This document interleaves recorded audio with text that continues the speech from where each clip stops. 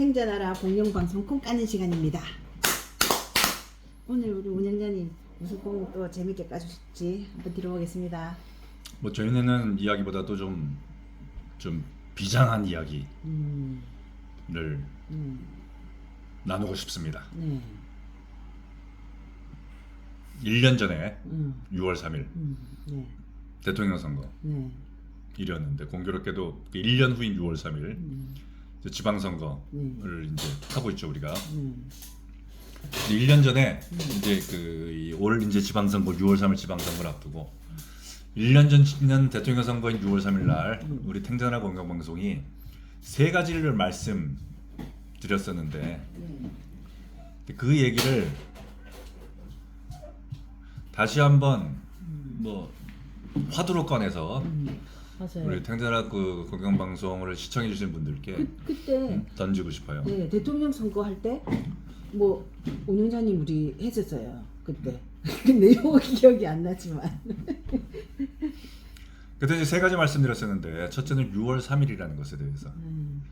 올해도 공교롭게도 6월 3일인데 6월 3일이 선거리라고만 이제 얘기를 하고 있는데 그리고 또 뭐 올해도 역시 마찬가지지만은 그때나 지금이나 아무도 얘기를 하지 않고 있는데 사실 6월 3일은 대한민국 역사에서 비상계엄이 선포된 날이에요.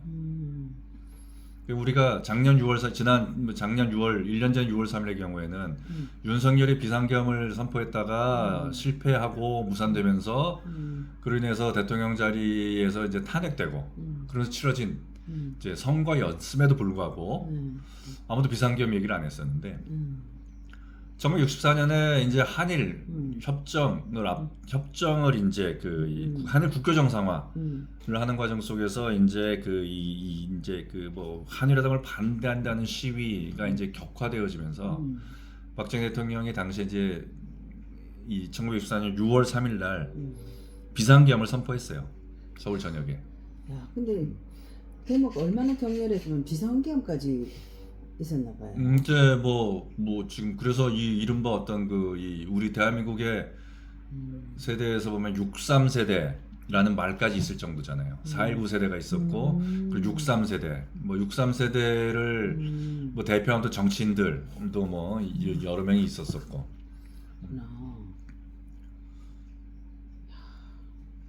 그때도 좌파들이 야당이 우세했었나 봐. 그걸 그렇게 막 극렬하게 반대한 거 보면. 근데 그거는 야당의 우세, 뭐 좌파, 뭔지 이거보다도 사실 일본 제국주로부터 35년간 식민 통치를 받았던 나라가 일본으로부터 제대로 된 사과와 그다음에 그다음에 어떤 이 보상의 법적 용어인지 배상의 법적 용어인지 모르겠는데 보상을 제대로 받지도 못했다라는 생각 속에서 더군다나 지금도 그렇지만은 우리가 일본과의 어떤 그 감정이라는 것이 아주 좀 극렬하잖아요. 그러니까 예컨대 이제 한일 간의 축구 시합이 벌어지면 그때 우리가 젊었을 때만 하더라도 축구에서 일본한테 졌다? 그럼 전부 다 바다에 빠져 죽으라고 그랬었다고. 맞아. 그때 한일 뭐 하면은 막 극렬하게 그랬긴 해. 그런데 1960년대 64년이라면은 그건 더 했겠죠. 그렇겠네. 근데 그렇기 때문에 아마 나라 전체가 이거는 뭐 굴욕적인 회담이고 우리는 일본이랑 국교 정상을 할 수가 없다라고는 저항이 상당히 거셌었겠죠. 그런 거 보면 박정희 대통령이 정말 대단한 근데 그럼에도 불구하고 박정희 대통령은 우리가 결국 일본을 따라잡고 일본을 이겨야 되는데 그 일본을 이기기 위해서는 우리가 일본과 협정을 맺을 수밖에 없다. 라는 어떤 그 역설. 근데 이 협정을 통해 가지고 우리가 일본으로부터 일련의 어떤 식민 통치에 대한 어떤 보상금을 받고 그거를 시드머니로 해가지고 우리가 경제 성장을 일으켜야 되는데 지금 현재 우리에게 그거 외에 무슨 방법이 있느냐. 그리고 오늘날의 이런 한일 협정이 지금은 굴욕이라 생각될지 모르겠지만은 앞으로 우리 미래와 미래 세대에게는 이게 우리가 일본을 넘어서는 진정한 그 길을 하는 그런 어떤 출발이 될 것이다. 이런 각오와 포부로 비상계엄을 한 거지. 야, 참 대단하다. 박정희 대통령 대단하다. 근데 지금 1964년 이후 지금 60년이 이제 지난 이 시간 속에서 과연 그래서 뭐 작년 6월 3일에도 그런 말씀을 드렸었는데 올해 6월 3일에도 뭐 정원호가 됐든 뭐 오세훈이 됐든 또 뭐 박형준이 됐든 전재수가 됐든 뭐 지방선거에 나선 수많은 어떤 그 정치인들 중에 또 이 지방선거를 뭐 이 뭐 선대위원장이 돼서 이끌고 있다라고 하는 뭐 정청래가 됐건 장동혁이 됐건 누가 됐건 그런 어떤 그 각오와 포부로 정치를 하겠다고 나선 사람이 과연 누군가? 글쎄, 뭐 한 사람이라도 있을까? 이런 뭐 아쉬움과 안타까움이 들죠. 근데 뭐 1년 전에도 그런 얘기 했어요. 김문수 뭐 후보는 당시 상대적으로 나왔지만은 뭐 이재명, 뭐 이준석, 그다음에 뭐 정의당의 권영국이었나? 뭐 어떤 정의당 후보한테 괜히 미안하네. 이름이 기억이 안 나니까. 이번에 서울시장 후보로 나온 것 같은데.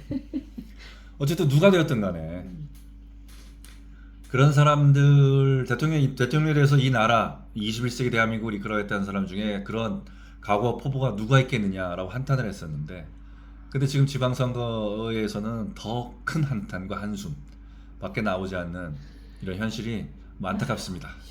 어떻겠습니까? 그게 이제 뭐 오늘날의 모습인데. 그러게 뭔가 뜻이 있으시겠지. 그 다음에 이제 두 번째로 말씀드렸던 게 이 유권자의 선택이라는 거. 주권자로서 유권자의 선택이 갖는 좀 엄중함에 대해서 좀 인식을 하고 투표를 했으면 좋겠다라는 이제 말씀을 드렸었어요. 우리가 문재인 5년, 윤석열 3년, 그리고 이제 이재명 1년인데, 그리고 우리가 이제 문재인 5년의 어떤 그 폭정, 또 윤석열 3년의 그 이해할 수 없는 정치. 를 우리가 얘기를 하면서 욕은 하지만 그래도 손가락질을 하고 비난은 하지만 근데 정작 문재인을 대통령으로 만들고 윤석열을 대통령으로 만들었던 게 주권자인 국민이었다라는 거죠. 갑자기 딴소리 또 해도 돼요? 뭐요? 운영자님하고 공을 까이는 또 딴소리. 근데 문재인, 이재명, 윤석열 이 사람들이 이제 우리가 보는 시각이 이 폭정 코로나 때도 그렇고 자유와 그거를 박탈하고 이런 뭐 여러 가지 우리가 겪어보지 못한 일을 하는데 걔네 반대편 사람들은 잘한다고 하고 있으니까 계속 찍는 거잖아요. 근데 잘한다고 생각하고 있는 것과 실제로 잘하고 있는 것과는 틀리죠. 근데 잘한다고 그러니까 생각하니까 결국은 자꾸 그래서 드리는 말씀인 거예요. 유권자들이 어떻게 판단? 나는 잘한다고 생각할지 모르겠지만은 근데 우리가 항상 그런 마음을 가져야 되는 거거든요. 나중에 돌이켜 생각해 볼 때, 시간이 지나서 생각해 볼 때, 네가 주권자라고 하지만은 네가 주권자로서 한 선택이 결과적으로는 올바르지 못했기 때문에 그래서 나는 주권자로서 무엇인가를 선택했다라는 거고서 그러면서 민주주의를 나는 구현했다고 얘기하지만은 그런 민주주의는 역사적으로 봤을 때 국가와 공동체에 오히려 독이 된다. 이게 역사의 중요한 교훈이거든요. 그리고 이 역사의 중요한 교훈이라는 거는 오래전부터 그 인류의 역사에서 오래전부터 사례들이 엄청나게 많이 쌓이고 그리고 그것들이 누적되어지면서 일련의 어떤 그 사실 어찌 보면은 그냥 진리인 것처럼 진리라고도 볼 수 있다라는 것처럼 나타나는 현실이죠. 그러니까 2000년도 저 전에 플라톤이 이 민주주의라는 것이 결국 중우 정치, 그의 어떤 그 타락한 대중들의 어떤 그 이기적인 선택, 그것이 결국은 국가와 공동체에 독이 될 것이다. 그리고 또 중우 정치 위험성을 지적을 한 거라고. 물론 플라톤 자체는 민주주의자가 아니에요. 그 사람은 뭐 철인 통치를 주장한 사람으로서 일종의 어떤 그 엘리트 정치, 뭐 엘리트주의자일 수도 있겠지. 그렇지만은 우리가 이게 다수결이라는 것이 선한 짓이다. 그러니까 다수결, 전체 공동체의 과반수 이상이 선택했기 때문에 그것은 정의다, 그것은 옳다라는 어떤 그런 어떤 그 생각, 이것이 어찌 보면 민주주의가 갖고 있는 가장 큰 해악이라는 거죠. 그렇게 맞아요, 그거는. 우리는 다수결이기 때문에 또 우리는 다수이기 때문에 옳다라는 것의 가장 극단적인 형태가 프롤레타리아 독재라고. 공산주의자들의 그러니까 프롤레타리아는 계급은 역사에서 위대하고 선한 계급이기 때문에 이 역사에서 위대하고 선한 계급이 하는 모든 행위들은 정의롭고 옳다. 그리고 이것은 역사의 어떤 그 발전의 어떤 그 동력이 된다. 이게 프롤레타리아 독재잖아. 근데 결국은 뭐야? 그 프롤레타리아 독재가 아니라 공산당을 장악하고 있는 어떤 그 소수 권력자들, 이 권력자들이 자신들이 뭐 누리고 있는 그런 어떤 그 권력의 행사잖아요. 맞아요. 그러니까 결국 중국 정책 끝은 폭정으로 나가는 거야. 정무정치의 끝은 폭정. 사실 보면은 문재인 정부의 폭정, 또 이재명 1년도 폭정이잖아. 왜 폭정이 된다고요? 자기네가 옳다고 생각하기 때문에 폭정이 된다는 거예요? 중우 정치라는 것 자체가 음. 타락한 대중들의 타락한 대중들이 우리가 다수다라는 걸 내세워서 무엇인가를 선택해가지고 만들어낸 정치 체제라는 거죠. 정치 체제라는 의미인 거잖아요. 그런데 이 민주적인 어떤 그 의사결정 과정, 그러니까 다수결에 의한 선택이 중우 정치로 빠지지 않기 위해서는 내가 다수력이기 때문에 내가 과반수이기 때문에 옳다라는 이러한 어떤 이 자기 어떤 오만과 독선, 이 마음을 버려야 되는 거거든. 나는 지금은 다수결이지만 내가 언제든지 틀릴 수 있다는 생각을 해야 된단 말이야. 그리고 이 틀렸음에 대해서 내 스스로가 최소한 도덕적인 책임, 최소한 어떤 내 양심에 거스르지 않는 행동, 그거는 보여줘야 된다는 말이죠. 그치. 근데 지금 보면 그런 게 아니잖아. 부장님 말씀하신 대로 문재인 찍었던 사람들이 난 문재인 찍은 것에 대해서 지금도 뭐 나는 우리 저기 뭐지 인이 하고 싶은 거 다 해. 그렇게 떠들고 있고 우리 어떤 그 개딸들은 또 우리 이재명이 이제 하고 싶은 거 다 해. 그리고 너 하는 일은 무조건 오라. 라고 생각하는 행위들. 그리고 우리는 결국 다수야. 그러니까 우리가 한 일은 역사적으로도 올바른 일이고, 우리가 지금 하고 있는 모든 일은 진보야. 라고 하는 그 일련의 행위들. 그 자체가 결국은 대한민국 사회도 지금 중우정치, 민주주의가 갖고 있는 가장 큰 어떤 그 함정. 왜 우리가 민주공화국인데, 우리가 어떤 그 공화주의라는 어떤 그 가치는 망각한 채 우리가 결정한 것은 무조건 오라. 이렇게 이제 빠지고 나가고 있는데 그러한 것이 결국 우리가 문재인의 5년, 윤석열의 3년, 이재명의 1년을 만들고 있다는 거죠. 그러니까 내가 무엇인가 이 주권자로서 무엇을 선택할 때 물론 내가 지금 선택할 때는 난 이것이 옳다는 확신 속에서 선택을 하겠죠. 혹은 어떤 사람은 최선은 아니지만 이게 그래도 이게 그 차선은 되지 않겠냐 라고 생각하는 사람도 있을 수도 있는 거고 그 다음에 뭐 주권자로서 내가 뭐 그 기권하는 것은 내가 주권자로서 어떤 내 권리를 포기하는 것이야 라고 이제 얘기를 할 수도 있는 거고 지금은 그렇게 생각해서 선택할 수도 있어요. 그런데 돌이켜 생각해 보라는 거죠. 항상 나의 선택이 옳았는가. 그리고 내가 선택한 저놈은 내가 기대했던 대로 또 내가 예측했던 대로 혹은 내가 예상했던 대로 혹은 자기가 약속했던 대로 자기가 공약했던 대로 세상을 대한민국 사회를 잘 이끌어 나가고 있느냐. 그 기준을 가지고 평가를 해보라는 거지. 그런 평가가 없으면은 나는 그저 투표날 돼가지고 투표 한 표 행사하고 나서는 그 다음부터는 내가 찍어서 당선되는 사람들의 노예가 돼서 살아가고 있는 거야. 그러니까요. 근데 투표하는 날만 주인이고 나머지는 다 개돼지예요. 이것도 뭐 200년도 더 전에 장자크 루소가 영국의 어떤 그 정치를 벌어보면서 유권자들은 투표한 날만 주인이고 그 다음 나머지 그 4년은 노예로 살아간다라고 얘기한 거예요. 아 이미 얘기했구나. 그런데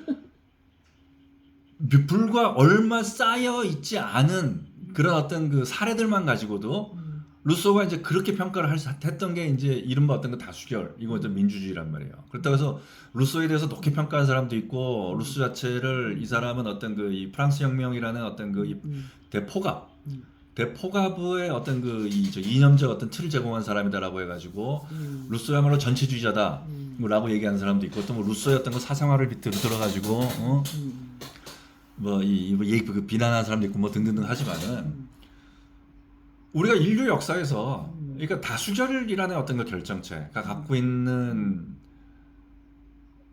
이른바 어떤 민주주의라는 제도가 갖는 어떤 그 한계 또 위험성은 이미 수천 년 동안 지적이 되고 뭐 계속 그에 대해서 경고가 돼 있었다라는 거죠. 근데 그럼에도 불구하고 대한민국 사회에서 혹은 대한민국 사회뿐만 아니라 전 세계에서 아직까지도 우리가 다수결이었고 그러니까 우리가 옳아. 우리가 옳으니까 우리가 하는 모든 일은 정의이고 그것이 선이야. 이것이 역사의 발전이야. 라고 이제 생각하는 그런 어떤 그 오만함, 독선, 음, 이게 결국은 나라를 망친다는 거죠. 그게 폭정으로 이르게 된다는 거지. 음. 그거를 다수결을 대체할 만한 어떤 선택을 할 수 있는 제도가 없잖아요. 그거는 이제 그 투표를 통해 가지고 한다라고 했을 때, 음, 그거는 여러 가지 방법들이 있어요. 제도적인 보완할 수 있는 방법들도 있고, 그 다음에 또 이게 저기 뭐죠? 그 제도나 어떤 그걸 할 수 있는 어떤 그 법률. 음, 근데 이런 거 이전에 음, 사실은 저희 그 각자가 그 공동체, 음, 우리가 공화국이라고 얘기하잖아요. 음. 대한민국 민주공화국이라고. 음, 우리가 공화국이라는 나라, 음. 공화국이라는 국가에서 서로에 대한 어떤 그 배려나 혹은 이제 이 인간의 한없이 유약함에 대한 음, 어떤 그 통찰, 음, 이런 것들이 있으면은 제도적으로는 얼마든지 이거 보완해낼 수 방법이 있어요. 맞아. 제도적으로 또 근데 그런- 아무리 제도적으로 보완을 한다 하더라도 맞아. 그건 거기서 또 다른 어떤 맞아요. 결함들이 발생하게 되는 맞아. 거죠. 그러니까요.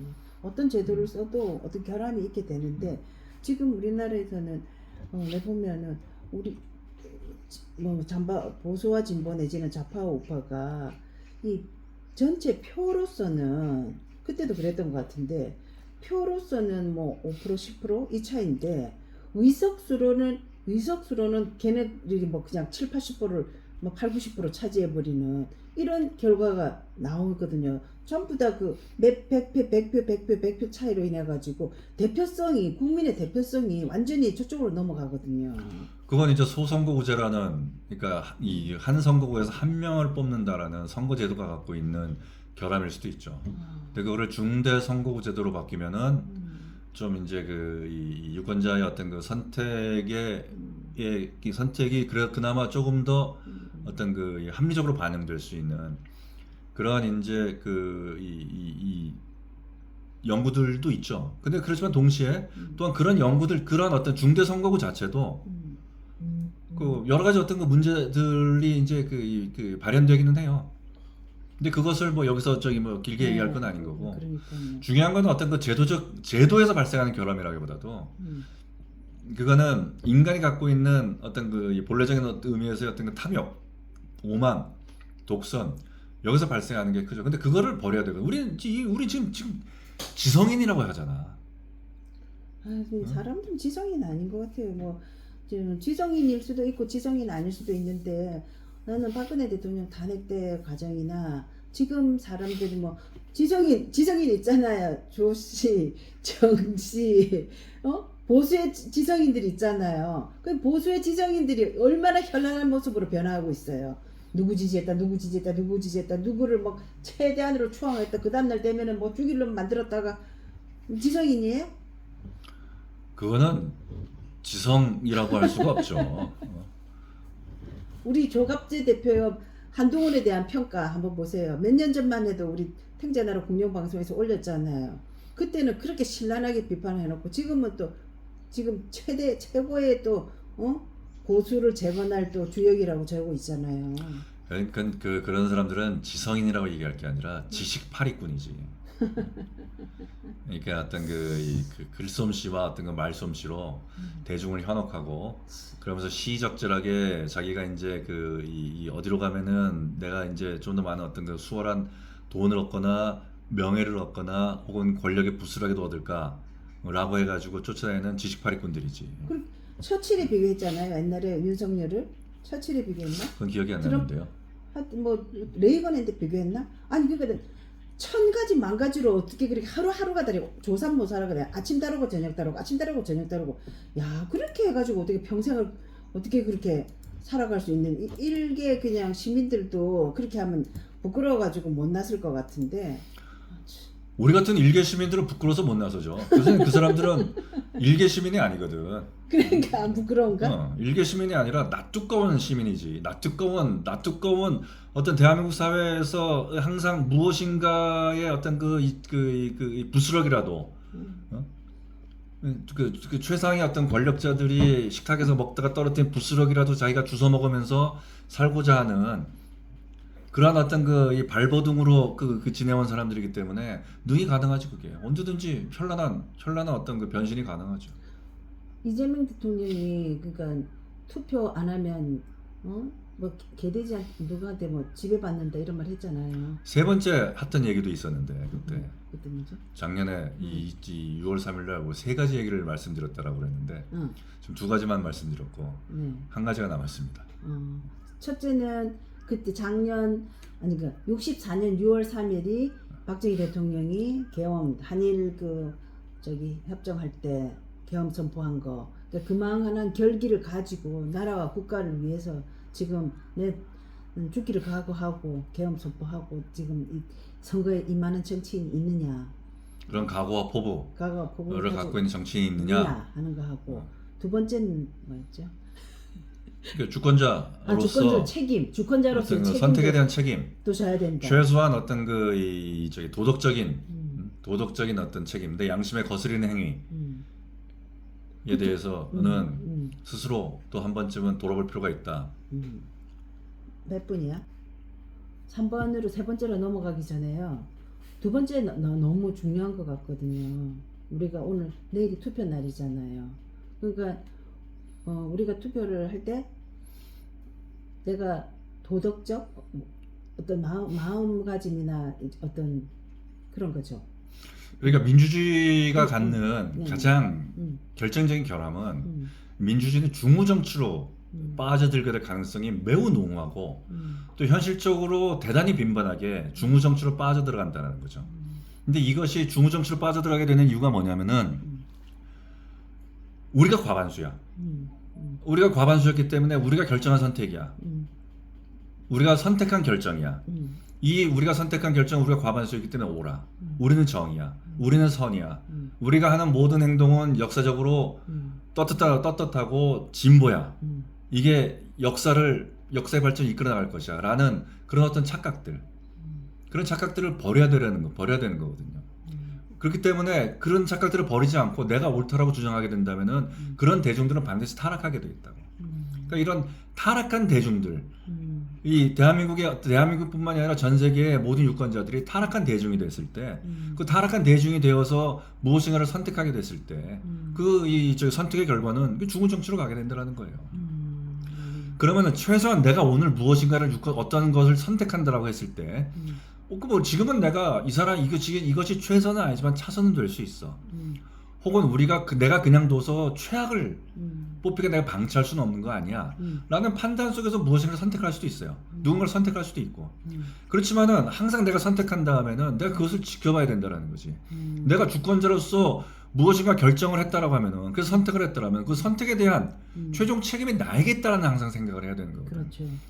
그러니까 내가 선택한 사람이 자기의 약속을 제대로 지키고 있는지, 또 내가 선택한 사람이 내가 선택한 기준에 부합되게 그 사람이 어떤 저기 국가와 공동체를 위해서 일을 하고 있는지 이걸 끊임없이 들여다봐야 된다라고. 그리고 그 사람이 그런 행동을 하지 않고 자기 자신 개인의 어떤 이익이나 혹은 자기 자신의 어떤 뭐 사리 사용이나 혹은 자기 자신의 어떤 정치적이고 어떤 정략적인 목적을 통해서만 자기의 어떤 정치 행위를 하고 있다라면 분명 거기에 대해서 지지를 철회하고 그것에 대해서 비판하고 비난하고 나설 수 있는 최소한의 어떤 도덕적인 어떤 책임감은 가지고 누군가를 선택해야 된다라는 그런 말씀인 거죠. 그 다음에 세 번째를 그때는 1년 전에는 농담 삼아 얘기했었는데 진짜로 저는 진지하게 생각해 볼 필요가 있다라고 하는 게, 물론 전 세계 어느 나라에서도 실시하고 있는 제도는 아니지만 기호 영번제도를 만들자. 우리가 지금 우리를 지도할 대통령이 없다거나 혹은 우리를 어떤 이끌어줄 도지사가 없다거나 시장이 없다거나 구청장이 없다거나 군수가 없다거나 다 없어지면 국회의원이나 시의원이나 구의원이 없다고 그래가지고 내 삶이 망가지거나 혹은 내 삶에 있어서 어떤 상실되거나 그러는 게 아니라고요. 다 없어지면 더 잘 될 것 같다니까요. 예를 들어서 봐봐 저기 대구시장 같은 경우에는 홍준표가 사퇴하면서 1년 동안 대구시장이 없었어. 그래서 대구 시민들이 그래서 불행해졌고, 대구 시민들이 앞날이 불투명해졌고, 대구 시민들 행복의 질이 무척이나 떨어졌었어요? 없잖아. 안 그렇잖아. 그 잘 생각해봐요. 윤석열이가 대통령이 됐는데, 뭐 나는 거기에 대해서 다 동의하는 건 아니지만은 의회 독재. 음. 입법부가 그 권력을 장악하게 되면서 오히려 행정부를 억압하고 행정부의 어떤 그 이 결정을 입법부가 그 법이나 어떤 그 예산이나 하는 것으로 어떤 그 받아들여지지 않고 오히려 어떤 그 거부하고 하면서 대한민국 사실상 대통령이 없었잖아. 특히나 맞아요. 국회의원 선거가 끝나면서 국회의원 선거에서 국민의힘이 참패하고 난 다음부터 누가 윤석열을 대통령이라고 불렀어요? 사실상 대통령이 없었던 게 윤석열이가 누구 뭐 인사가 잘못됐다 잘됐다 그런 거는 뭐 평할 필요가 없고요. 하여튼 뭐 누구 인사하면은 탄핵, 누구 하면 탄핵이나 그거밖에 생각 안 나요. 그리고 뭐 무슨 예산 뭐 제출하면은 반대, 맞아요. 삭감 뭐 이랬잖아. 그리고 청와대 예산을 빵원으로 만드는 게 진짜 그게 말이 돼? 그래서 그래도 그 나라가 그래도 뭐 그냥 그래도 굴러갔잖아 오히려. 잘 안 굴러갔으니까 윤석열이 탄핵했겠죠. 계엄했겠죠. 그러니까 이게 기호 0번이라는 제도를 만들어서 유권자들이 나온 후보들을 보고 아니야 아무도 내가 지지하는 사람 없어 라고 하면 그냥 투표를 포기하거나 혹은 이제 에이 차기라도 뽑자 라고 하거나 하지 않고 나는 기호 0번 그래서 기호 0번이 최다 득표면은 재선거 될 때까지. 그럼 재선거 비용이 많이 들잖아. 아니 재선거 비용이 아무리 많이 든다 하더라도 우리가 잘못된 대통령, 잘못된 시장, 도지사, 구청장, 군수를 뽑아가지고 그 공동체가 망하는 것보다는 싸죠. 훨씬 싸지. 맞아요. 진짜예요. 지금 그러니까요. 맞아. 그보다 쌀 것 같아. 그리고 그렇게 해가지고 기호 0번 해가지고 과반수가 없다. 그러니까 최다 득표자가 기호 0번이 최다 득표자면은 출마한 사람들 있잖아요. 그 사람들은 못 나오게 만들어야지. 그렇지. 다음번 선거에서. 맞아. 그렇지. 그리고 그 사람들한테는 선거 비용도 보존해주지 말아야지. 맞아요. 그거 세금을 내가 그걸 보존해주면 안 되지. 그러니까 지금 뭐 아무나 유권자가 돼서 그 유권자한테 나를 선택해서 나오겠다는 게 아니라 진짜로 어떤 그렇게 되면은 나오는 후보들도 그렇죠. 진짜 무엇인가 내가 이 공동체를 위해서 내 스스로가 맞아. 헌신하고 내가 희생할 각오가 돼 있는가, 내가 봉사할 각오가 돼 있는가, 그러면 내가 어떤 정책을 가지고 유권자들에 접근할 것인가. 지금 보면은 공약들이 다 뭐냐면은 뭐 추진 하겠다가 아니야. 내가 예를 들어 가지고 뭐 KTX 무슨 뭐 철도 역사를 철도가 서게 하겠습니다가 아니고 KTX 그러니까 철도가 설 수 있도록 추진 한번 해볼까라는 거 공약으로 내세운다. 그 공약이 희망이네, 다 희망. 그러니까 자기가 안 해도 그만인 거지. 이게 왜 그렇게 됐냐 그러면은 이거 뭐 그렇게 뭐 100% 제가 그 단체에 동의하는 건 아니지만 그 단체 하지만 어쨌든 매니페스토라는 어떤 그 본부라는 데가 있어가지고 공약에 대한 평가를 해요. 근데 공약에 대한 평가를 하는데 내가 예를 들어가지고 뭐 서울시청 KTX 역사 내가 세우겠다라고 하면 그 공약을 하면 세웠냐 못 세웠냐 어떻게 됐냐 해서 너는 이 공약을 못 지켰어. 그러니까 공약 이행률 뭐 몇 프로 이렇게 나온다. 근데 추진했다라고 하면은 내가 지금 추진은 했다라고 하면은 그럼 뭐 어느 정도는 뭐 공약 이행했나가 돼버려요. 뭐 그런 게 다 있어. 아주 웃기고 그런 거지만은 이 자체도 이 기호 0번 제도랑 어찌 보면은 결과적으로 비슷한 거예요. 매니페스토 운동 실천 본부라는 곳에서 어찌됐든 간에 공약을 평가하거든. 그러니까 공약을 평가하기 때문에 그럼 이 역설적이지만 그 공약을 내가 성실하게 이행하겠다는 것보다도 어떻게 해서든 그 평가에서 공약을 이행하지 않았다라는 어떤 그 결과가 나오지 않게끔 말을 돌리고 그래가지고 공약을 만드는 거예요. 그러니까 대부분 추진이야. 일이야. 내가 뭐 한번 추진해 볼게요가 공약이야. 나중에 하다고 해놓고 만약에 안 하면 매니페스토 거기서 공약 뭐 그거 퍼센테이지 떨어지잖아요. 그래가지고 추진하겠습니다라고 하는 거예요. 그러니까 뭘 하겠습니다가 나라도 아니고. 선거 나가는 사람은 추진 그렇게 하겠네. 괜히 말했다가 나쁜 점수 받잖아요. 그러니까 무엇을 추진하겠습니다라는 건 공약이라고 할 수가 없는 거거든. 그렇지. 그런데 그런 걸 공약으로 내세우는 후보들이 수두룩하단 말이에요. 다 추진. 전국의 케이블카 또 뭐 전국의 또 뭐야 그 출렁다리 이거 만들겠다는 공약들이 또 수두룩하잖아요. 우리나라는 지방자치제를 없앴으면 좋겠어요. 나는. 어쨌든 이 세 가지를 이 1년 전 6월 3일 날 말씀을 드렸었는데 또 1년이 지난 6월 3일 날도 뭐 결국 그 같은 내용이지만 그래도 우리 시청자 생산화 공영 방송의 시청자들께서는 다 기억하시겠지만 그래도 구독자께서는 다 기억하시겠지만 그래도 안타까운 마음에 말씀을 좀 드려봤습니다. 그리고 요건 뭐냐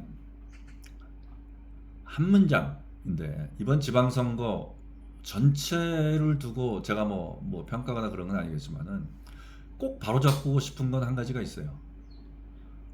대구는 보수의 심장이 아니야. 대구는 국민의힘의 심장이지. 대구가 왜 보수의 심장이에요? 왜 광주가 진보의 심장이잖아요. 그러니까 보수도 대구가 보수의 심장이라고. 광주는 민주당의 심장이지. 네, 김대중 계열의 심장이고. 맞아, 민주당의 심장이에요. 대구는 보수의 심장이 아니라 국민의힘의 심장이에요. 국민의힘을 중심으로 한 정치 집단의 어떤 그 지도자라는 사람들의 심장이지. 추경호가 그러면은 보수의 심장이야? 대통령에 당선되면? 그 대구시장에 당선되면? 이거 진짜 진지하게 생각해볼 필요가 있어요. 그렇기 때문에 왜 굳이 이런 말씀을 드리냐면은 대구가 보수의 심장이라고 얘기하기 때문에 우리 보수라는 어떤 그 정치적인 어떤 이 이념이라든가 혹은 그 보수라는 어떤 그 이념을 갖고 있는 어떤 그 정책적인 지향점, 그다음에 이 보수라는 어떤 그 이데올로기가 갖고 있는 어떤 그 스펙트럼의 확장, 이런 것들이 이루어지지가 않아요. 아, 그거는 맞는 말씀인 것 같아요. 왜냐면 오로지 그냥 뭐 대구 시민들이 누구를 선택하냐? 죽어도 그 국민의힘이다. 아니다, 이번에는 김부겸이다. 이거는 우리 어떤 그 보수 어떤 그 정치 의 본령이 아니지. 맞아요. 그거 근데 박근혜 대통령 나오고 그거랑 틀린 거죠. 박근혜 대통령이 나서가지고 우리 대구의 추경호 후보를 지원해 주십시오라고 얘기하는 거랑 대구는 그 보수의 심장이기 때문에 대구 얘기하는 거는 완전히 틀린 얘기지. 박근혜 대통령이 보수 중에서도 서문시장이 보수의 중심지라고 그랬나? 뭐라고 했는데 보수의 뭐라고 하셨는데. 아니, 박근혜 대통령이 뭐라고 얘기했다고 해서 그것이 무조건 옳은 건 아니에요. 물론 우리가 습관적으로 그렇게 얘기를 하는데 그건 분명히 잘못된 생각이라고. 대구는 보수의 심장이 아니라 국민의힘의 심장이죠. 근데 이거는 우리가 꼭 한 번쯤은 그 관련해 가지고는 뭐 누가 됐든 간에 이와 관련해서 논의를 할 필요가 있어요. 우리가 그러니까 보수라는 스펙트럼 자체가 얼마나 좁아지고 있어. 맞는 말이에요. 서울에도 보수인 사람들 많은데, 서울 경기 지역도. 그럼 서울은 강남이 보수의 심장. 어쨌든 그렇습니다. 그리고 이제 이거는 이제 우리가 뭐 이 탱자날 공영방송에서 하도 그 국민의힘이라는 집단, 우파 집단만 이제 뭐 이 얘기를 하고 있기 때문에 우리가 그래도 이 1년 전에 그래도 대통령이 당선되신 우리 이재명 대통령 카카께서 계신데, 이재명 대통령 카카께서 이번 이제 이 지방선거 기간 동안에 이제 보여주셨던 기괴한 행태가 있는데 그것에 대해서 좀 간단하게 이제 말씀을 좀 나눠보고 자 합니다. 먼저 이제 이재명이 투표 동료를 SNS에 올렸단 말이에요. 요즘 뭐 투표를 포기하는 거는 뭐 국민을 속이고 사익을 위해서 권력을 남용한 자에게 기회를 주는 거다. 나는 투표를 포기하는 게 무서워. 나는 내가 만약에 투표를 포기했는데 나의 그런 행위가 국민을 속이고 사익을 위해서 권력을 남용한 자에게 기회를 준 거구나. 웬일이야. 라고 생각하니까 야, 내가 이렇게 엄청난 나에게는 엄청난 무엇인가 선택할 수 있는 기회가 있어? 라는. 그건 말하는 것마다 섬찟해.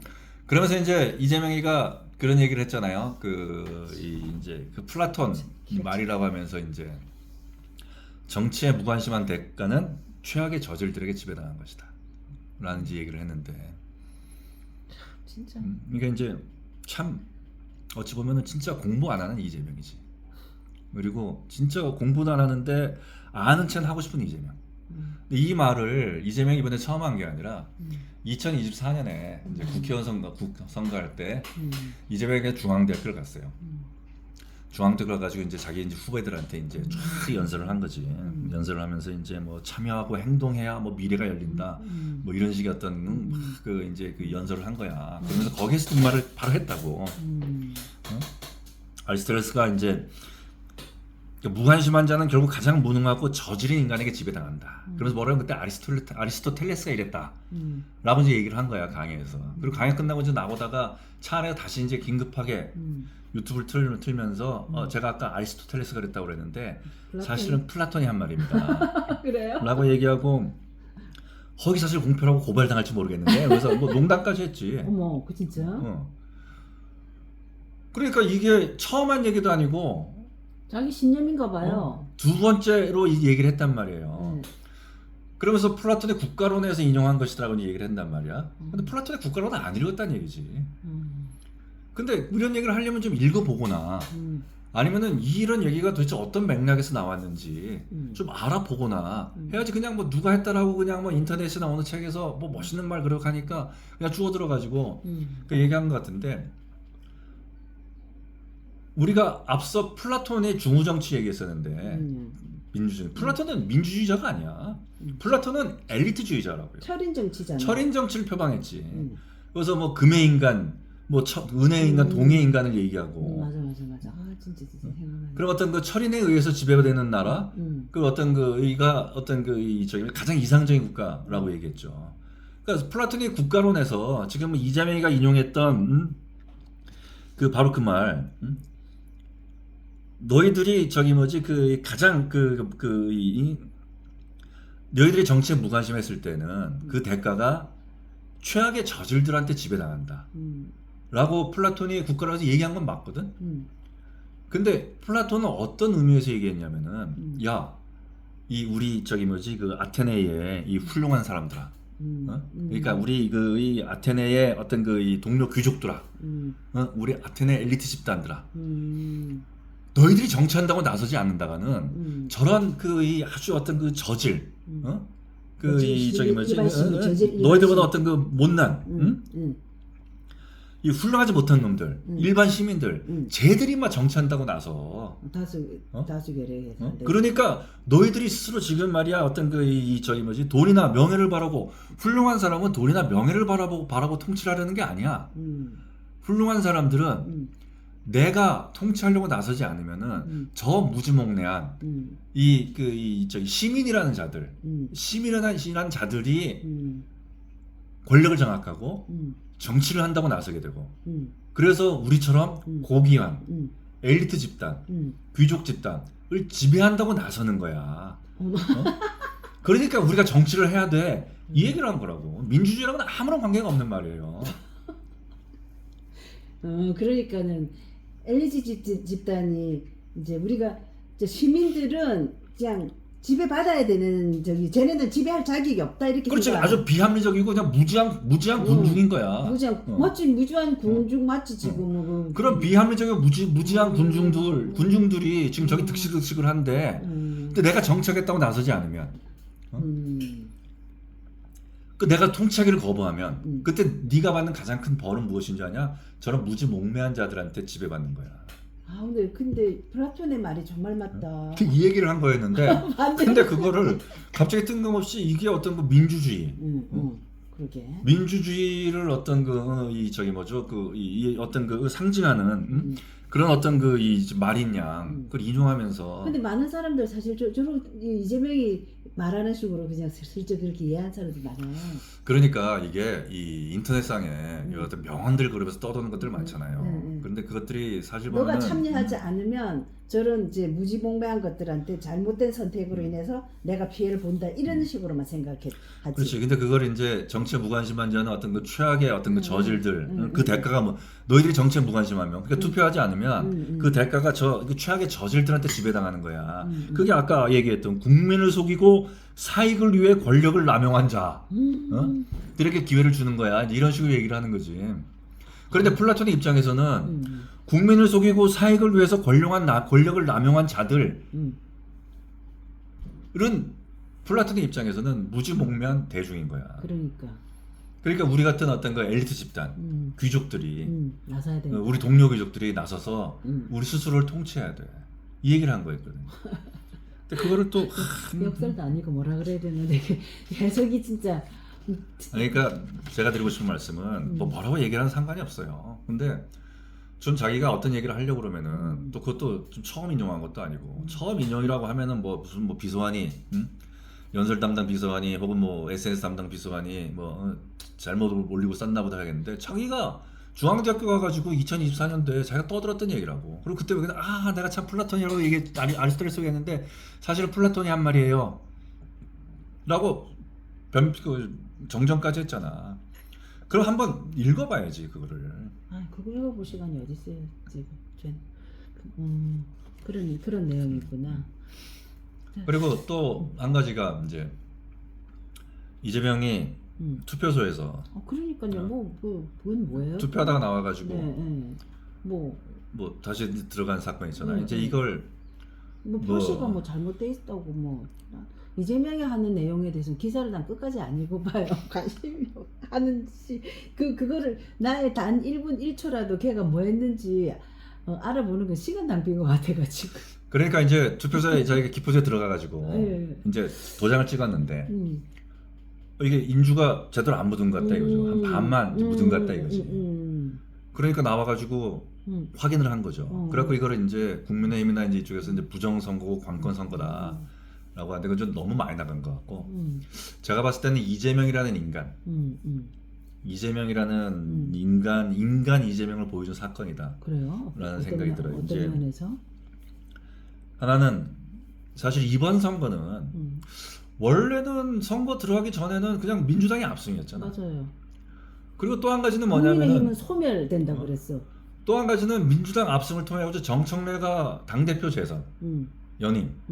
그래가지고 다음번 지방선거는 국회의원 선거 공천권은 정청래가 갖고 있고 그럼 이제 이재명은 끝났다. 맞아요. 이렇게 이제 그 명청 갈등 이게 이번 지방선거가 시작되기 전에 어떤 있었던 통상적인 우리 같은 어떤 무지몽매한 비합리적이고 이런 무지몽매한 군중뿐만이 아니고 네.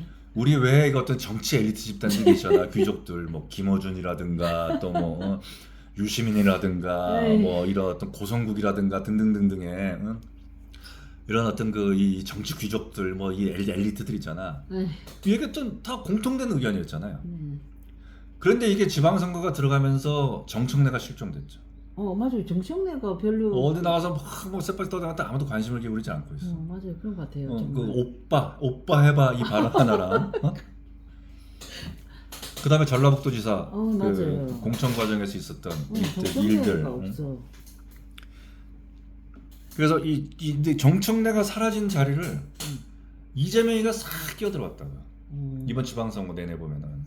그래서 이재명이가 뭐 부산에 가가지고 1박 2일 있으면서 맞아. 시장도 2번 가가지고 먹고 그 뭐 밥 먹고 그래서 뭐 누가 나보고 왜 시장 가서 밥 먹냐고 그랬더니 저는 원래 시장 가서 밥 먹는 걸 좋아합니다. 뭐 그렇게 뭐 국무회의인가 속상해서 얘기까지 하고 원래 저기 좋아하는 건 집에서 초밥 시켜 먹는 거 아니었어? 이재명이는 그런 걸 잘하나 봐. 그리고 스타벅스 사건. 맞아요. 스타벅스 사건 이렇게 해가지고 뭐 공분 뭐 이렇게 해가지고 무슨 뭐 어떤 거 선거에서 어떤 이 어떤 내란 음모 세력들 또 쫙 몰아가고 또 갈라치기 하고. 그러니까 이재명이 사실 이번 선거를 이제 지도하게 됐다란 말이죠. 사실 이재명이 이번 선거를 사실 좌우하게 된 거야. 뭐 전국 뭐 각지 돌아다니고 그다음에 국무회의에서 뭐 하고 투표 안 하면은 뭐 사학하고 뭐 등등등 해가지고 뭐 하고. 진짜. 안 하는 것도 자유인데 뭔 소리를 하고 앉아 있어. 그런데 기표소에서 또 이런 어떤 해프닝이 발생했는데 하나는 나는 여기서 이제 이재명이라는 인간의 어떤 두 가지 모습을 이제 보는데 하나는 자기가 이렇게 나서서 만들어낸 선거잖아. 그러니까 이번 지방선거는 사실 이재명이 주도한 거잖아. 정청래는 자기가 제껴버리고 그럼 무조건 압승을 거둬야 되는 거잖아. 근데 뭐 예를 들어 서울시에서 뭐 오세훈이 됐다. 뭐 정원가 떨어졌다. 그럼 자기한테 온 타격이 크잖아. 이 지방선거 이전까지만 하더라도 서울시장 선거에서 만약에 오세훈이 되면 정청래 책임이었지. 근데 이젠 갑자기 자기 책임이 되는 것 같잖아. 그 자기 가서 투표를 했는데 손이 떨려가지고 인주가 반밖에 안 묻은 거야. 정말? 그러니까 내 표 한 표라도 안 나오니까 겁이 덜컥 난 거지. 야 이거 무효되는 거 아니야? 정말? 한 표가 중요한데. 그런 해석이에요? 난 그렇게 생각해요. 난 그렇게 생각해 진짜로. 왜냐면은 이재명이가 생각을 해봐요. 그럴 수도 있겠다. 자기가 직접 투표한 게 몇 번이야. 그리고 자기가 직접 투표뿐만이 아니라 성남시장으로서 맞아요. 그다음에 경기도지사로서 자기가 선거를 관리한 사람이야. 국회의원 선거하고 뭐 대통령 선거하고 그럴 때 성남시장이나 경기도지사는 선거를 관리하는 위치라고. 그렇기 때문에 인주가 반만 묻었거나 어쨌거나 이거는 유효하다는 걸 자기도 알아. 몰라요 그러는 거 아닐까? 그걸 어떻게 모를 수가 있어? 대한민국 국민들이 다 아는데. 난 몰랐는데. 아니 말하니까 딱 찍어. 그래서 거기서 또 찍으면 한 번 더 찍는다? 그래도 그게 그 표 안에 들어가 있으면 상관이 없어요. 문제는 이게 인주가 번져갖고 옆으로 묻었거나 그럴 때는 이제 개표 이제 지금 상관인들이 봤을 때 아 이건 무효 아니야? 혹은 이렇게 이제 될 수도 있겠지만은 그러니까 이거는 이재명이 모를 수가 없는데 자기가 막상 찍고 났는데 반밖에 안 됐거든. 그러니까 겁이 덜컥 난 거야. 야 이거 내가 누구 하나 찍었는데 이거 계산 안 되는 거 아니야? 그러니까 얼마나 얘가 새가슴인가. 라고 이제 이 새가슴 이재명 보여준 사건인 것 같고 그렇게 해석하는 사람이 있을까 근데? 또 하나는 이재명의 또 다른 인간성은 이 사람이 얼마나 거만하고 그 다음에 어떤 아나무인인가 그게 보이죠. 자기가 대통령이면 대통령이지 투표하다 말고 나와가지고 관리관 이리 와봐요. 맞아. 뭐 자기 몸쪽이야 개인 미소야. 그러니까. 갖다 손가락 봐야죠. 일로 와보세요. 세상에. 그러니까 관리관은 그런 거 아니야. 보여주시면 안 됩니다. 그러니까 상관없으니까 웬일이야. 일로 와봐. 아니 그럼 뭐야? 자기는 상관없다? 그럼 자기는 뭐 헌법이나 법률 위에 있어? 자기가 하는 일련의 모든 행동들은 뭐 공직선거법이고 뭐고 자기가 하는 행위들은 어떻게 하더라도 뭐 그냥 합법적인 선거이고 나는 대통령이니까 괜찮다 이 말이잖아요. 그리고 관리관만 오라고 올 것이 뭘 이렇게 말이 많아. 세상에. 이런 인간이 이재명인 거야. 세상에. 그 인간성. 나는 그런 어떤 이재명의 인간성을 보여준 어떤 그 해프닝과도 같지만 사실은 우리가 굉장히 중요한 포인트예요. 진짜 어떤 그 좀 이 인간 이재명을 연구할 수 있는 데는 진짜 어떤 그 좀 이 단초가 될 법한. 맞아요. 특히 이제 첫 번째 말씀드렸던 새가슴은 이제 제가 한 말이 되고. 그건 정말 그럴까? 아니 근데 그러지 않고서는 자기가 나와서 이거 괜찮아라고 물어볼 필요가 없는 거예요. 그러니까 뭐하러 그런 짓을 했을까? 보통은 찍었는데 뭐 좀 잘못 찍혔어. 에이. 나도 왜 그런 짓을 했을까 궁금하더라고요. 하고 그럴 수 있는데 왜 그러는지. 자기가 찍어놓고 인주가 반만 찍히니까 되나? 그럼 나가서 부를 정도면은 이거 괜찮아? 라고 부를 정도면은 자기가 찍은 표 한 표에 대해서 그렇게 자기가 중요하게 가치를 두고 있는 거지. 근데 중요하게 가치를 두고 있을 이유가 뭐예요? 지면 안 되잖아. 내 한 표 때문에 진다고 생각해봐. 그러니까 그냥 가슴이 덜컥한 거지 그냥. 탁월한 불성이십니다. 자. 그 다음에 이제 세 번째. 오늘은 이렇게 좀 가벼운 주제를 가지고 얘기를 하려고 그런 거였습니다. 워낙 항상 무거운 주제만 한다고 우리 부부전자님께서 하도 뭐라고 그러셔가지고. 이재명 입에서 우리 손흥민 선수 얘기가 나왔어요. 그래요. 그러니까 이제 유진투자증권이라는 이제 곳이 있는데 거기서 이제 이 어느 애널리스트가 현재 이제 반도체 우리나라 지금 코스피 상황에 대해서 이제 보고서를 이제 썼죠. 그 이제 반도체 거인의 그림자라는 보고서인데 자기가 이제 이렇게 분석을 한 거지. 지금 코스피가 막 이제 거의 9천 이제 막 올라가고 그러는 거 아니에요? 어떻게 들어가지? 이재명이 코스피 5천 시대를 열겠다고 그랬는데 코스피 5천 시대를 넘어서 지금 뭐 국민연금에서 계속 산다고 다 뭐 어쩌고 그 두 배. 국민연금 지금 물도 같은 노져야지. 그래서 그 코스피 9천 근데 가는 시점이 됐는데 야 이게 과연 이게 현실적인 어떤 우리의 그 주식시장의 본래 모습은 어떠냐. 뭐 예를 들어서 이제 예전에 우리가 한국의 어떤 이제 수출에 대해서 이제 하면서 사실 이제 대기업의 어떤 뭐 자동차라든가 반도체 부분의 수출을 빼내면은 우리나라 현재 그치. 어떤 우리의 어떤 산업 구조가 갖고 있는 국제적인 경쟁력이 어떠냐 이거를 이제 평가하고 이제 그런 적들이 있어요. 근데 지금까지 코스피에 대해서 그런 적이 없었는데 유진투자증권의 이제 애널리스트가 이제 그걸 분석을 한 거지. 분석을 해서 놓고 보니까 만약에 반도체를 제외한다면 지금 코스피는 4,100 혹은 4,200선으로 이제 추정된다. 이제 이런 보고서를 쓴 거야. 그러니까 그러면 이제 2025년 이후에 그 반도체를 제외한 다른 업체들, 다른 업종들의 어떤 그 주가 부진이 점점 더 심해지고 있다. 특히 올 들어서 더욱 심해지고 있다. 란 이제 이런 이제 보고서를 쓴 거지. 그이 보고서를 쓰니까 이제 뭐 보고서 쓴 언론에서 사람 잘린 거 아니야? 모르겠어요. 언론에서 이제 이제 그걸 이제 받아 쓴 거지. 그때 이점이 열받은 거지. 그치. 이 새끼 지금 코스피 9천만 이거는 그러니까, 나의 업적이고 말이야. 그러니까. 내가 지금 그 대한민국 국민들한테 그거에 대해서 뭐 돈 맛을 보여주고 있는데. 맞아요. 그러니까 이제 그 비유로 든 게 뭐냐면은 축구 실력을 빼면은 손흥민도 보통 사람이다. 뭐 이런 이제 이러는 사람 있냐? 어?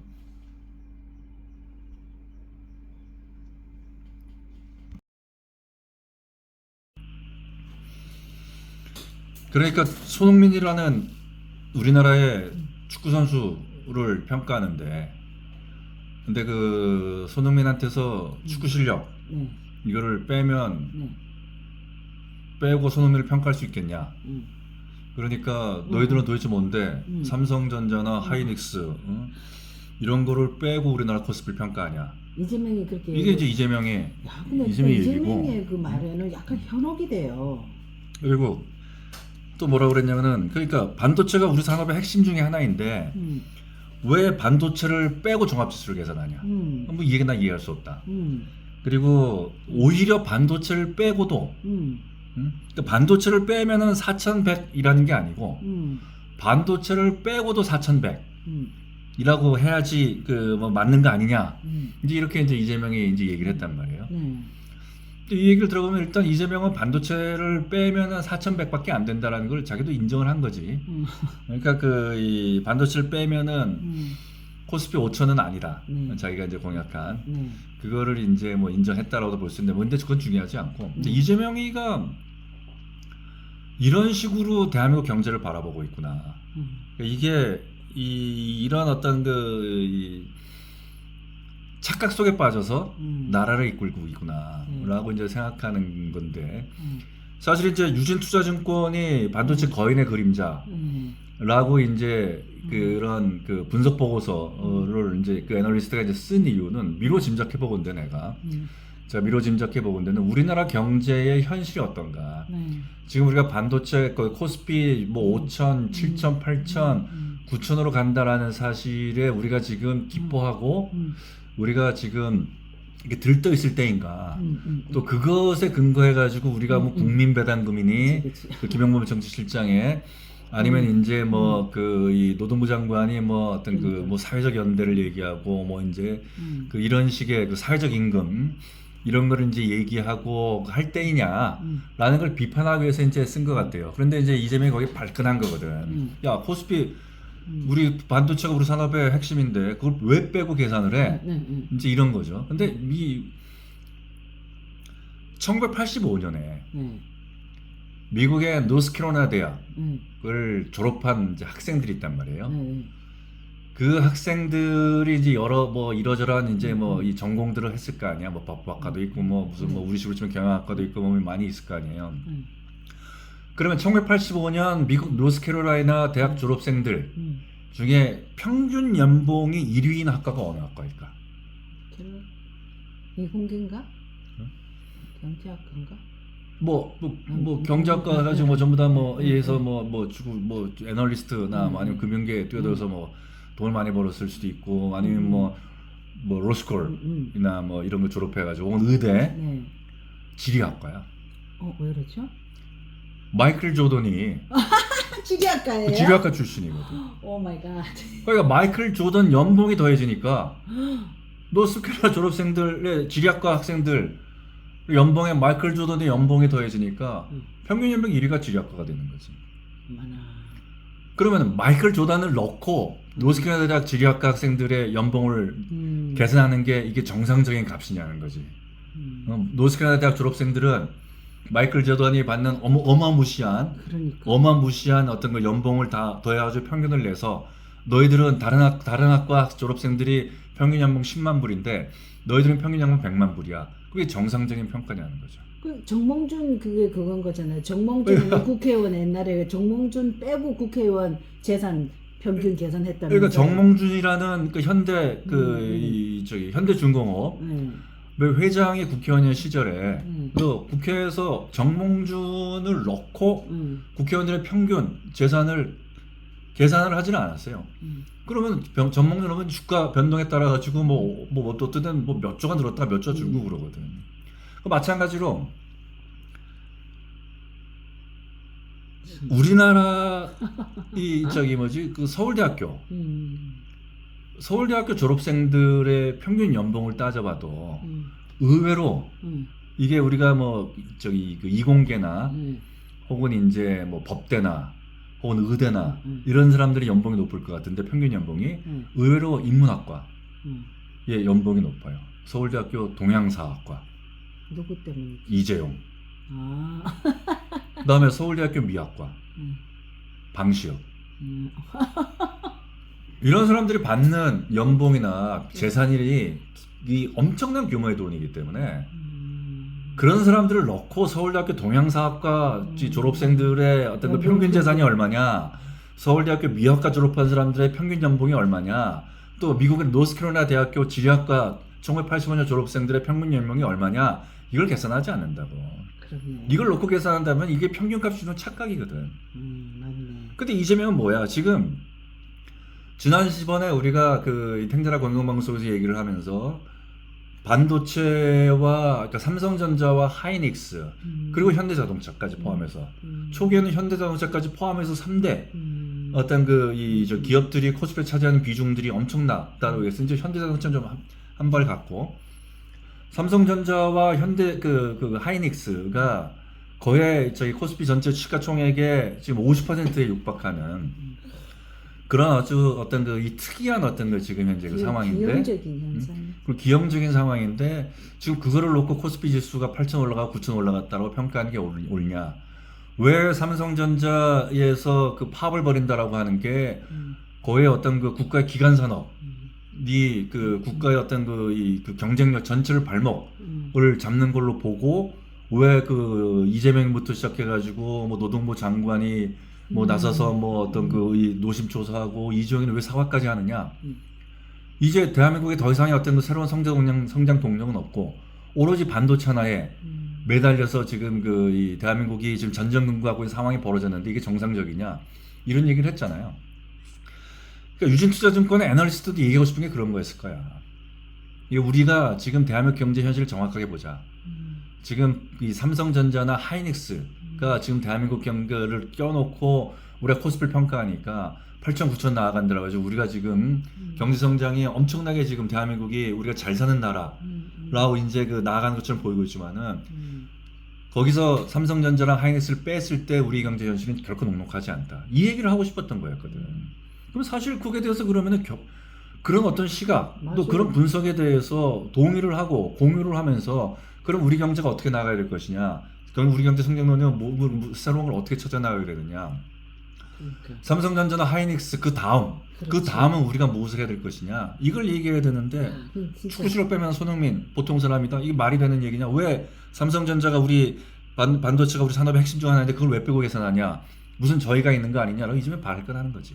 그러니까 이재명은 보면 모든 게 자기 방어 기제가 너무 커. 뭐 모든 그러니까 그게 이제 핍박받고 서름 당하면서 살아온 사람들이 이렇게 남의 의견이나 남의 생각을 수용할 수가 없거든요. 내 생각엔 그런 것 같아요. 근데 그게 자신의 어떤 그 개인적인 삶에 대한 문제라면은 그러니까. 뭐 그건 뭐 그러다가 자기가 뭐 제풀에 지쳐 죽거나 아니면은 뭐 그러니까. 자기가 휘두른 팔에 자기가 맞아 죽거나 그러니까. 그 누가 상관하겠어. 그러니까 대통령이 돼서 문제. 근데 지금 이재명이는 통계적으로 이게 이 통계적으로 평균값이 보여주고 있는 착시를 지적했음에도 불구하고 그러니까. 근데 그 착시에 빠져가지고 나라를 이끌고 있는 거야. 근데 뭐든지 자기가 하는 것에 대해서 그게 요만큼의 눈곱만큼의 허용치가 없는 거야 그 사람은. 그러니까 우리가 이 앞에서 이재명이 이제 기표소에서 나온 해프닝 보면서 인간 이재명 얼마나 어떤 이 새가슴이면서 동시에 오만방자인가 그리고 그 선거관리위원회 어떤 그 관리관을 그러니까. 자기 맞아. 어떤 몸종이나 개인 비서 부리듯이 이리 와봐 손가락 까딱까딱 해가지고 부르고 세상에. 그러면서 뭐 나는 상관없다 보여주면 안 된다 이거 선거법 위반이다라는 말에도 상관없으니까 말 일축해버리면서 자기가 헌법이나 선거법 위에 존재하는 어떤 그 인물이냐 그 어떤 위치하는 인물이냐 그 정도의 어떤 그 존재하는 인간이냐 내가 제일 잘 나간 내가 대통령이야 이거잖아요. 코스피 문제도 마찬가지입니다. 근데 이런 어떤 이 얄팍한 혹은 어떤 그 착시를 바라보지 못하고 오히려 사실은 다른 데서 코스피 5천 갖고 증권시장에서 뭐 축배를 부르고 하더라도 진짜로 나라를 이끄는 사람이라면은 맞아. 우리가 여기에 지금 맞아. 우리 현혹되어서는 안 된다. 우리 경제 현실을 냉정하게 보자. 맞아. 왜 코스피 주가는 올라간다라고 그러는데 그리고 우리 기업의 어떤 수출 실적을 그렇게 호조를 하는데 당연히 그럼 환율이 떨어져야 되고 우리 주변에서 어떤 그 내수 소비가 늘어나야 되고 국민들의 삶의 질이 나아지고 있다는 소리가 들려야 되는데 그런 소리가 들리지 않는다. 여기서도 들리는 거라고는 지금 고환율 환율이 높아져가지고 지금 뭐 그 씨름하고 있고 물가가 뛰어가지고 맞아. 사람들 어떤 그 삶의 질이 피폐화되어지고 있고 그리고 어떤 그 자산 격차는 더욱더 늘어나고 있는 이런 상황들에 우리 국민들 위해서 뭐 우리가 지금 그 정부해야 될 게 무엇이냐 이거를 논의해야 될 시점에 코스피 9천 아주 뭐든지 자기 공격하는 거는 다 그냥 안 받아들이는 거죠. 그러니까 뭘 다른 이유를 대가지고 너가 틀렸다 다 그렇게 이야기하는 거잖아요. 아 진짜 그렇습니다. 오늘은 뭐 이 정도로 네. 등단할 공영 방송 네. 공간 소리를 마치겠습니다. 마치겠습니다.